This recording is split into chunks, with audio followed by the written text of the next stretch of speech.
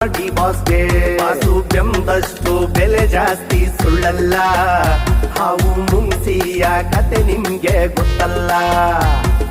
ನೋಡಿದ್ದು ಸುಳ್ಳಾಗಬಹುದು ನಾಳೆ, ಕೇಳಿದ್ದು ಸುಳ್ಳಾಗಬಹುದು ನಾಳೆ.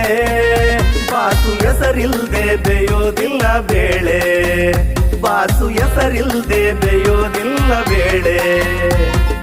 ಒಳ್ಳೇದಾಗ್ಲಿ ಆಳಿಗೊಂದು ಕಲ್ಲು ಎಸೆಯೋರ್ಗೆ, ಕಷ್ಟ ಅನ್ನೋದು ಹೊಸ್ದೇನಲ್ಲ ನಮ್ಮ ಡಿ ಬಾಸ್ಗೆ.